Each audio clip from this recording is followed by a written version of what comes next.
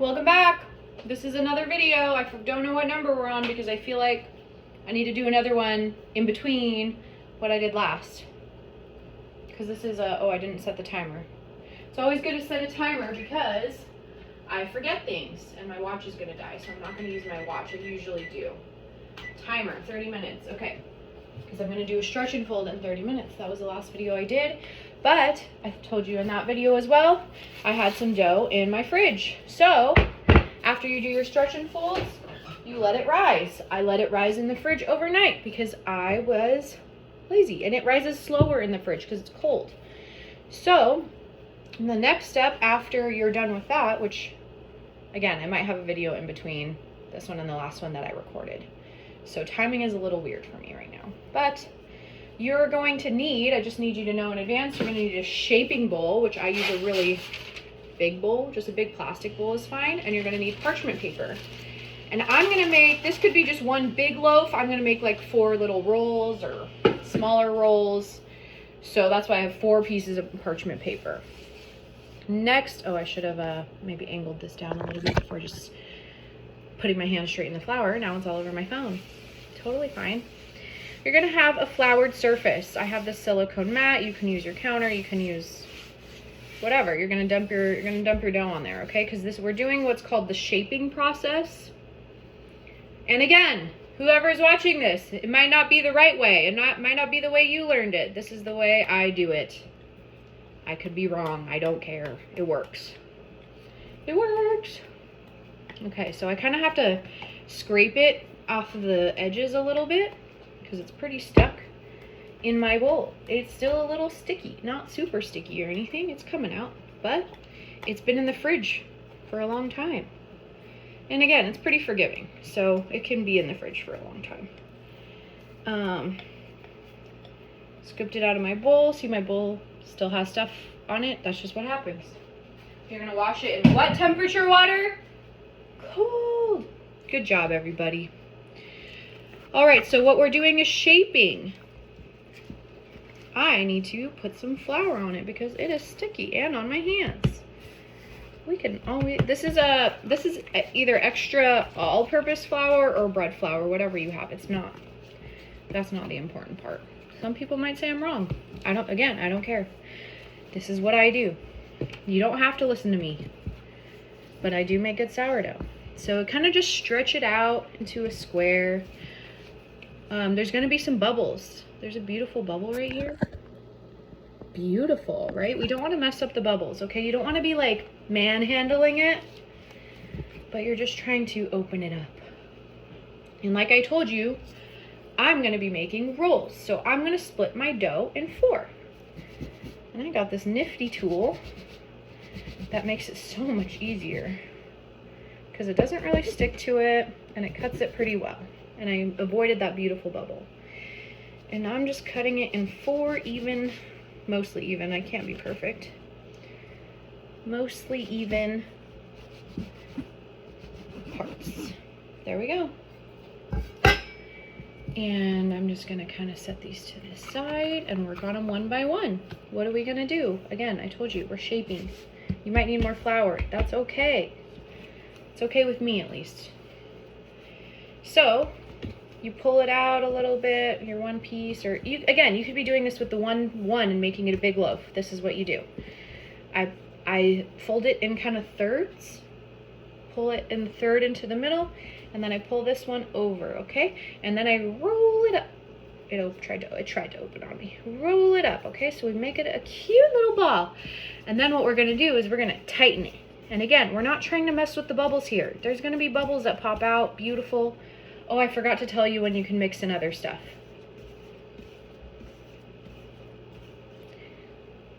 It's supposed to be in, I mean, you can do it in so many different parts. You can do it at the beginning. Man, I messed up there. This is gonna be a tutorial on how to make regular sourdough bread. You can also do it during you can mix things in during your stretch and folds, and you can mix things in right now too, okay? So again, I'm just making this a cute, tight little ball, and I mean, if you use the whole thing, you're gonna be doing this with the big one too, and making it tight, and I got a beautiful bubble I can see right here. So tight ball. Some people they do it different ways. YouTube it. YouTube how other people do it. I just like to squeeze it in and turn. Squeeze and turn, squeeze and turn. Sometimes I look under and I kind of pull it in into itself. And then I do squeeze and turn, squeeze and turn. Beautiful bubbles forming. I love it. And then you're going to put it on a piece of parchment paper, okay? Squeeze and turn. Tight, tight, tight, tight, tight. I could be doing this wrong. Watch other videos too. This is like I'm telling you, this is just how I do it. And then you're going to put this ball in parchment paper in your shaping bowl. But I'll do that at the end after I do these other three. This is more of a triangle shape. You know, you can do it however you want to. There's no rules here. Oh, that's a beautiful bubble. Don't ruin the bubble. Sometimes if it's a triangle shape, I will just pull all the corners in and then I'll make it into a ball. Oh, there's a beautiful bubble. We love these bubbles. It means the good stuff's happening. Flour. That's me getting more flour from the sides of my silicone mat. Look at this bubble. Do you see it? Do you see that bubble right there? It's a good bubble. We're gonna need another piece of parchment paper. Tight, tight, tight, tight, tight. Make it a tight little ball. Cute, cute little tight ball. Try not to pop the bubbles. I did okay. I didn't pop it. I'm gonna put that to the side. And we're gonna do that 2 more times. So, again, fast forward or watch me do it 2 more times. This is the one that already had the cute bubble that I showed you earlier, right here. You can see it, bubble. We're gonna put that bubble right in the middle. Right in the middle. And pull everything into the middle. Oh, that bubble's gonna pop. It's okay if some pop, you know, it's not like the end of the world. I need a little bit more flour though.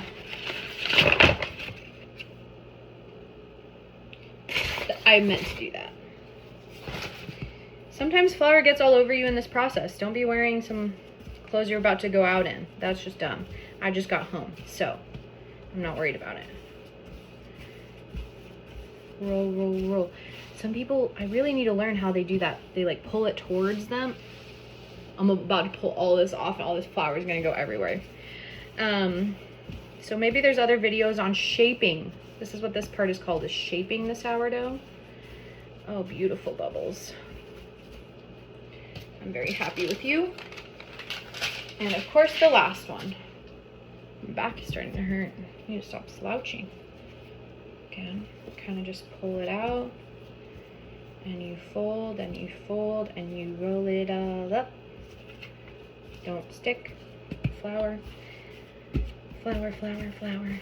And you just form it, shape it into a ball. Into a tight ball. What is that? A piece of dough got stuck on the outside. Okay, that's cool. Again, gives it some character. Nothing is perfect in this world. That's what makes life amazing. All of the flaws in character and learning processes. Maybe I'll learn, someone will comment something and I'll learn something. They're like, you're doing that wrong. Again, my sourdough turns out really good every time. So maybe I can make it better. Maybe whoever's watching this makes theirs better. Okay, for putting it in my shaping bowl, I'm gonna fold this over so the flour doesn't go everywhere. Putting it in my shaping bowl. And of course I want to make sure that it's kind of evenly distributed.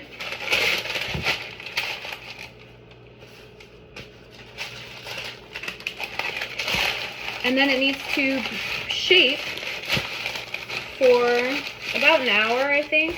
That's what I like. I like to do if I can. Sometimes I do less than that.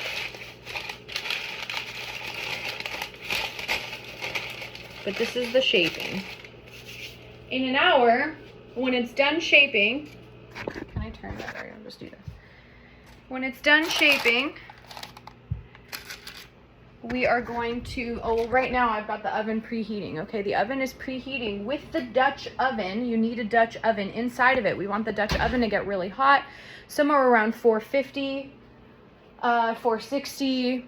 So you need a Dutch oven because those can get really hot. In about an hour, so I preheat that for an hour while this is shaping, right? Timing. Sometimes I put this in my fridge because I like it a little bit cold. Put it in my fridge while it's shaping, while I'm waiting for the oven to get hot. I pull it out and then we're gonna score it, which means we're going to cut it. This is where you do the fun patterns, or just a little slit, and that's how you get what they call the ear, the part that like rises and all crispy. Yum. We're gonna score it, and then we move it one by one into the Dutch oven. You take the Dutch oven out, hot pads, don't burn yourself. And then you put these in one by one, or if you're just using one loaf, you just put the one in. Getting like flour and dough everywhere. One by one, it's already scored. Some people put it in and then in about 7 minutes they'll score it because it's easier for them then too. Everyone has a different method. I love it. And this is my method, like I've been saying. Wow, that did not make things better. I got flour all over me. You're gonna put it back in the oven covered for 30 minutes at 450 to 460. And then after 30 minutes, you're gonna take the lid off and have it cook in there still more, bake in there still for another 15 to 18 minutes or so. You can check on it and see what you like. Some like it crispy, some like it super soft. It's preferences, right? The way you want to do it, I do it my way. So that's kind of my tutorial. Maybe I'll do another little clip for when we put it in the Dutch oven and take it out. I don't know, we'll see. I don't know what I'm doing here. This is just from a bestie, and if you're watching this and you're not my bestie, thank you for being here. And I got to do stretch and folds on the other one in 18 minutes. So it's kind of a long process. It's kind of like an all-day thing. Or you do like that first process, stretch and folds, which is about 2 hours. So maybe like a 2.5 hour thing, 3 hour thing. Then you put it in the fridge overnight, which is what I did with this stuff. And then you preheat your oven for an hour and you bake it for 45 minutes. So that's another 2 hours or so that you do the next day. Split it up. That's what I like to do. We'll see how this video tutorial turns out. Thank you for watching.